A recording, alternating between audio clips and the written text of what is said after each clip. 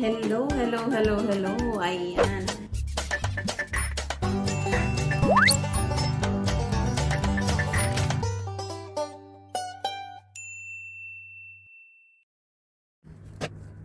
Ayan guys, bago tayo magluto, syempre i-prepare muna natin yung ating hipon guys. Ayan, so malalaki yan. Nalinis na po yan. Ngayon tanggalin natin yung ulo, pero wag nating itatapon guys. Ayan, kailangan natin yan. Syempre balatan muna natin yung hipon. Ayan guys, wag niyong kalimutan tanggalin niyo yung itim sa loob ng hipon guys. Ayan, so hinati ko yan guys, butterfly siya. Tapos saka ko hiniwa ng ganyan guys. So nasa sa inyo yan kung ano ang gusto nyong klase ng paghiwa. Pwede nyo rin namang tadtarin kung gusto nyo ng maliliit lang siya. O kaya gusto nyo ng pinong-pino pero mas malasa. Pwede nyo siyang tadtarin guys. So ayan. Ayan, pagkatapos nating hiwain yan guys, ipapakita ko naman sa inyo yung ating mga ilalagay na ingredients. Ayan, kailangan natin ng shimeji mushroom, tofu, 4 eggs, green onion, at syempre ito yung ating hiniwang hipon guys. Ayan, kasama yung ulo syempre. At syempre kailangan natin ng oil, cornstarch, garlic, chili garlic sauce, at syempre yung ating Mamacita sinigang mix guys. Ayan, lagyan din natin ng light soy sauce guys. At syempre ito yung ating chicken stock.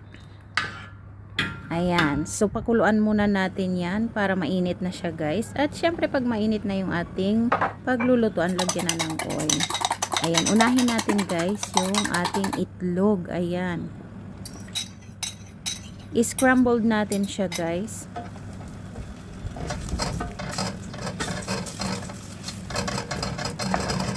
Ayan, kapag medyo tumigas na ng konti, ayan, pwede nyo nang tanggalin yan guys.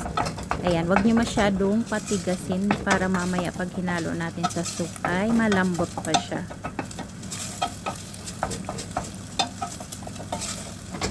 So ayan, okay na yan guys. I-transfer muna natin siya ng lalagyan. So kung nakikita nyo, doon ko na rin siya nilagay sa pinaglagyan ng itlog kanina guys. Ayan, sa dating casserole guys, lagyan natin ng oil. Ilagay natin yung bawang. Ayan, nag-grind na po yung bawang na yan, kaya pinong-pino siya. Ayan, kung nakikita nyo sa mga video ko, lagi akong may stock na ganyan guys. Kasi pag mabilisan ang aming luto, kailangan laging may stock na ganyan. At syempre, lagyan natin ng chili garlic sauce guys. Ayan, igisa natin dyan yung ulo ng hipon kasi yan ang magbibigay ng lasa.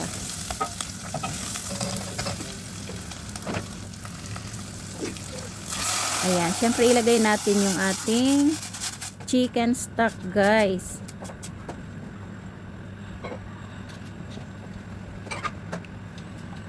Hayaan natin siyang kumulo. Mas masarap ang lasa niya guys kapag ganyan. Or kung gusto nyo naman, pwede nyo siyang dikdikin guys bago nyo ilaga. So ayan guys, tanggalin natin yung mga bumubula-bula na yan sa ibabaw.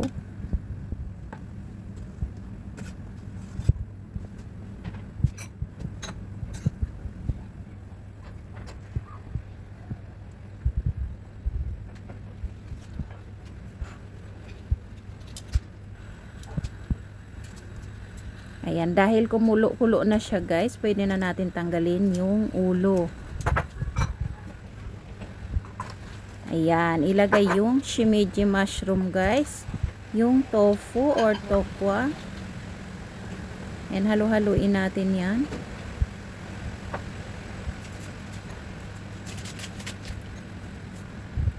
Ayan guys, syempre ilalagay na natin yung ating Mamacita sinigang mix. Ayan, sinigang siya sa sampalok guys, kaya masarap yung kanyang lasa. At syempre ilagay na natin yung ating scrambled egg.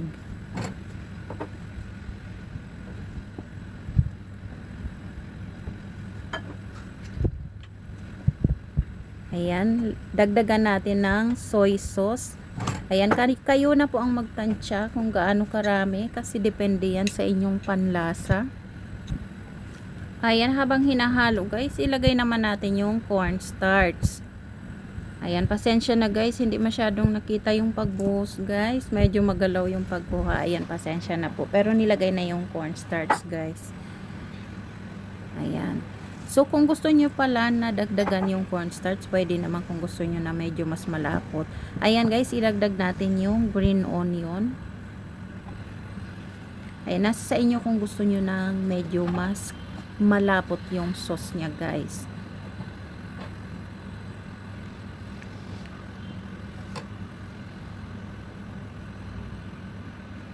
So, ayan, pag kumukulo na, ilagay na natin yung hipon.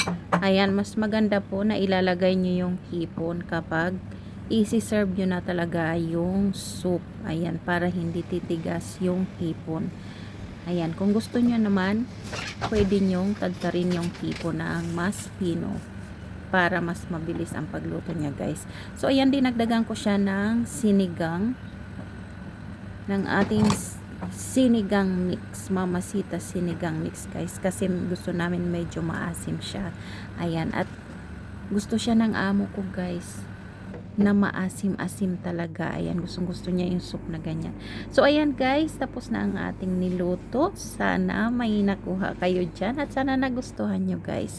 Ayan, napakadali lang pong lutuin at mag-i-enjoy kayo sa lasa. Ayan, so maraming salamat. God bless you all. Kita-kita tayo sa uulitin.